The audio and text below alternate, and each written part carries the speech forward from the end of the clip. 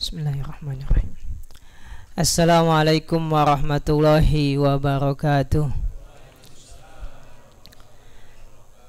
Alhamdulillah. Alhamdulillahilladzi hadana li hadza wa ma kunna linahtadiya laula an hadanallah.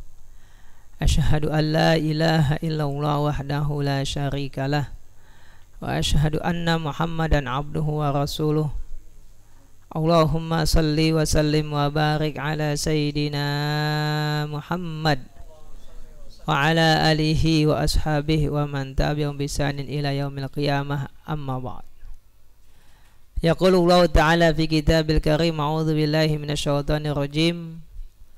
La masjidun ussisa 'alat taqwa min awwali yaumin ahaqqu an taquma fihi. Fihi rijalu yuhibbuna ayyatatahharu wallahu yuhibbul muttahhirin. Shadaqallahul azim. Kaum muslimin dan muslimat jamaah salat Isya dan tarawih Masjid Miftahul Jannah yang dirahmati Allah Ta'ala, alhamdulillah atas segala nikmatnya kita bisa melaksanakan berbagai macam ibadah di bulan Ramadan ini hingga kita sampai kepada malam yang ke-13. Betul ya? Subhanallah, udah hampir setengah ya, nggak terasa waktu cepat banget berlalu. Tentu bagi yang menikmati, yang nggak menikmati wah lama banget ya, kan biasa begitu ya. Apapun kalau kita nikmatin tuh nggak terasa, udahan aja, nah begitu ya. Tapi bagi yang nggak menikmati atau bahkan malah merasa beban, nah itu berat tuh, lama banget ya lebaran ya. Yang udah beli baju lebaran nggak sabaran pengen pakai gitu ya, nunggu lebaran aja. Mudah-mudahan Allah Ta'ala menerima seluruh amal ibadah kita, melipat gandakan pahalanya, jadikan penghapus atas dosa-dosa yang pernah kita lakukan. Dan mudah-mudahan di hari-hari yang tersisa di bulan Ramadan ini kita tetap terus dapat melaksanakan berbagai macam ibadah, bahkan meningkatkan kualitas dan kuantitas ibadah kita hingga akhir Ramadan nanti. Kaum muslimin dan muslimat rahimakumullah, kesempatan kali ini saya akan mengangkat sebuah ayat ya, di surah At-Taubah ya kalau nggak salah ya. La masjidun ussisa 'alat taqwa. Sungguh masjid yang dibangun di atas takwa. Emang ada masjid yang dibangun nggak di atas takwa? Ada. Ada. Maksudnya apa masjid dibangun di atas takwa? Artinya orang yang mendirikan masjid tersebut dorongannya adalah takwa kepada Allah Subhanahu wa Ta'ala. Kenapa bangun masjid? Karena untuk sholat berjamaah. Untuk sholat berjamaah. Berarti karena dia tahu Allah Ta'ala perintahkan kita sholat berjamaah, maka dia bikin masjid. Inilah yang dilakukan oleh orang tua kita dulu. Makanya banyak yang mewakafin tanahnya buat musola, buat masjid. Ada yang wakafin 100 meter, 200 meter, ada yang wakafin 1000 meter. Ya Allah subhanallah ya. Orang yang seperti ini insya Allah umumnya niatnya takwa, nggak ada yang lain. Dia ingin harta yang dia miliki itu bisa jadi bekal buat akhirat. Dia ingin masjidnya itu dipakai untuk orang ibadah. Nah itulah ussisa 'alat taqwa. Nah kalau yang nggak alat takwa yang gimana? Ya mungkin yang bikin masjid supaya kesohor, supaya dikenal. Oh iya nih masjid nih yang bangun gubernur ini nih. Nah gitu. Karena terkadang pemimpin-pemimpin tuh ya secara psikologisnya dia ingin meninggalkan bekas namanya. Ya, apa namanya itu? Warisan ya. Meninggalkan warisan. Nah terkadang ada yang meninggalkan warisannya masjid, ada yang meninggalkan warisannya apalah, pokoknya ada warisan untuk mengenangnya. Nah kalau memang dia bangun masjid niatnya agar orang sebut-sebut nama dia, berarti nggak alat takwa. Padahal itu juga masjid yang bangun bukan dia, kebetulan aja dia jadi gubernurnya. kebetulan jadi presidennya, kebetulan jadi bupatinya, belum tentu duit dia tanah-tanah negara, ya kan, duit juga duit kas negara, kan gitu. Kan bisa begitu kan? Nah, ya mudah-mudahan sih nggak begitu. Tapi kalau niatnya memberikan fasilitas buat masyarakat, niatnya memberikan fasilitas buat warga agar ada rumah ibadah, nah ini baru alat takwa. Nah, masjid yang dibangun di atas takwa itu ahaku antakuma fihi. Itu masjid yang paling baik untuk kita sholat di dalamnya. Ya, jadi kalau kita tahu masjid memang nggak alat takwa, ya mending nggak usah sholat di situ dah. Kenapa? Bukannya nggak boleh, boleh, nggak haram, kagak. Cuma yang bangun nggak dapat pahala karena nggak alat takwa. Fihi rijalun yuhibbuna ayyatataharu. Di dalam masjid tersebut terdapat orang-orang yang suka bersuci. Nah, ini poin kita hari ini. Bersuci. Bersuci kata Imam Qurtubi, baik bersuci yang sifatnya zahir dan juga yang sifatnya batin. Bersuci yang sifatnya zahir, tentu kita sebelum ke masjid bersuci dulu. Ya, yang punya hadas besar mandi dulu. Ya. Ibu-ibu yang lagi haid nggak bisa ke masjid, kan begitu ya. Yang berhadas kecil wudhu dulu, bersuci. Itu suci yang zahir. Suci yang batin yaitu apa? Membersihkan diri kita dari dosa. Karena setiap kita ketika dia datang ke masjid pasti tujuannya ingin ngapusin dosa. Ada yang tujuannya bukan ngapusin dosa? Ada kali ya yang mau nyolong sendal. Enggak, kalau kotak amal enggak lagi sholat dia, lagi sepi. Kalau lagi sholat enggak gimana nyolongnya, ya kan, lagi sepi gitu ya kan. Tuh, orang pulang dia datang tuh, ya kan.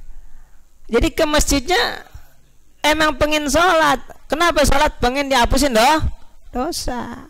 Apalagi di bulan Ramadan, subhanallah. Kalau sehari-hari mungkin sebagian kita salatnya cuma 17 rakaat yang wajib doang, kan gitu ya. Tapi di bulan Ramadan dia tambahin, ada yang tarawihnya 8, bahkan ada nggak puas ya, kedikitan 8, saya maunya 20. Bagus, kan banyak tuh. Apa tujuannya? Nih hadis yang udah pada apal, man qama ramadhana imanan wahtisaban ghufira lahu ma taqaddama min dhanbi. Barang siapa yang melakukan tarawih di bulan Ramadan, karena qama Ramadan ulama sepakat maknanya tarawih. Ya, bukan tahajud tapi tarawih. Man qama ramadhana imanan, barang siapa yang salat tarawih karena iman. Sebenarnya dia capek banget ya Allah, udah ya. Tapi ingat lagi imanan. Wahtisaban, mengharapkan pahala. Apa ganjarannya? Ghufira lahu ma taqaddama min dhanbi. Jadi ketika dia sholat sebenarnya udah capek nih, aduh masih banyak lagi. Apalagi yang 20, udah berapa sih? Baru 4, pasti mesti 6 dong. Dia sabar dah. Apalagi yang imamnya panjang, yang 1 juz. Kenapa sabar? Dia ingat ngapusin dosa. Begitu. Nah itu motivasinya. Biar kata sholatnya lama, disabar-sabarin, nggak apa-apa dah, lama dah, ngana juga ngapusin dosa, ya kan? Ya kalau dosa makin lama, makin banyak kan makin lama ngapusnya, kan begitu, kan? Jadi ketika sholat tuh disabar. Kenapa? Yang ada di benaknya ngapusin dosa tuh. Ya, boleh emang begitu. Jadi kita ketika sholat nggak apa-apa lama dah. Capek nggak apa-apa dah, yang penting dihapusin dosa. Nah begitu, ya kan? Itu ghufira lahu ma taqaddama min dhanbi. Itu Ramadannya. Yang 5 waktunya apa? Kata Nabi, as-salawatul khams kafaratun lima bainahunna. Salat yang 5 kali sehari itu salat wajib, itu penghapus bagi dosa-dosa yang terjadi di antara salat. Dari maghrib ke isya ada dosa, dihapus dengan salat isya. Dari isya ke subuh ada dosa, dihapus dengan salat subuh. Dari subuh ke zuhur, ya kan, ada dosa, dihapus dengan salat zuhur, dan begitu seterusnya.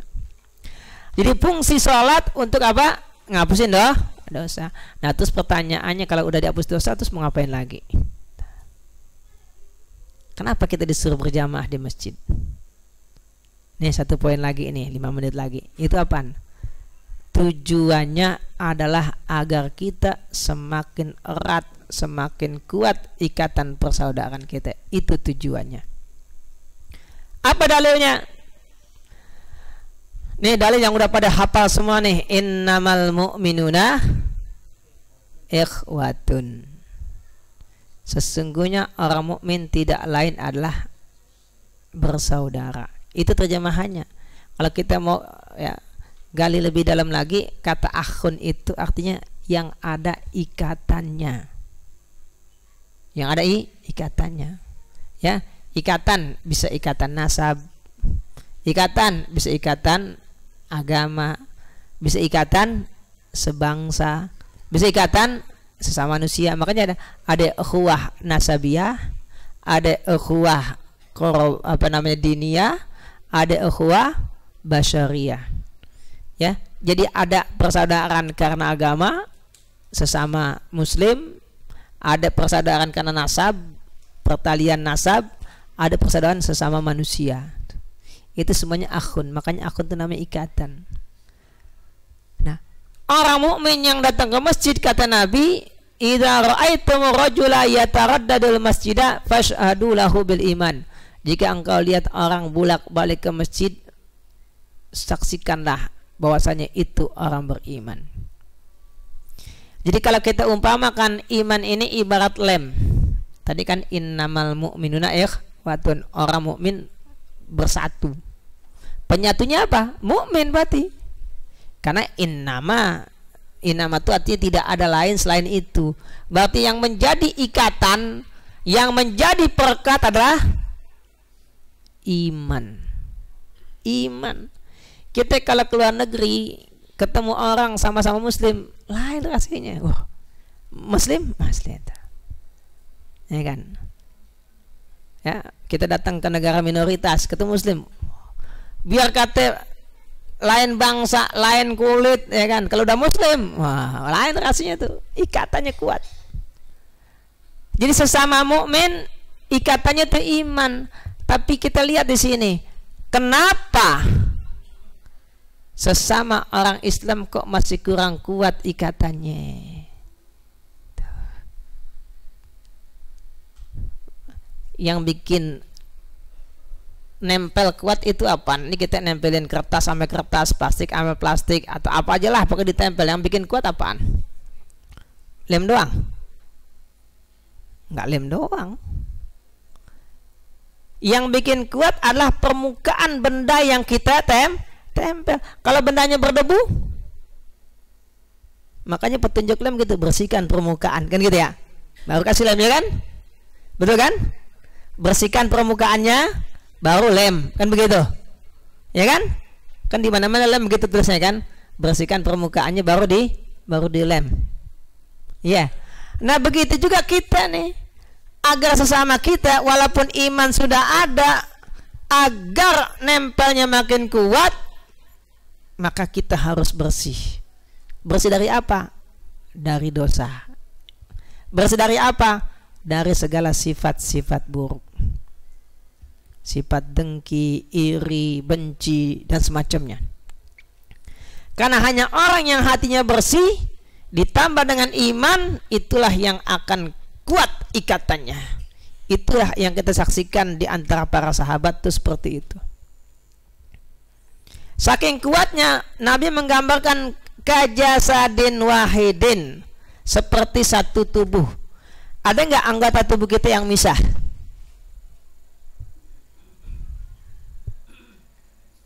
Ada nggak? Yang ada film kartun ya. Kalau film kartun kan kadang ada nggak nyambung ya. Nggak ada, mana ada yang pisah, nyambung semua. Sampai ujung kuku pasti nyambung dengan ujung jari kita. Rambut kita masih nyambung dengan kepala kita.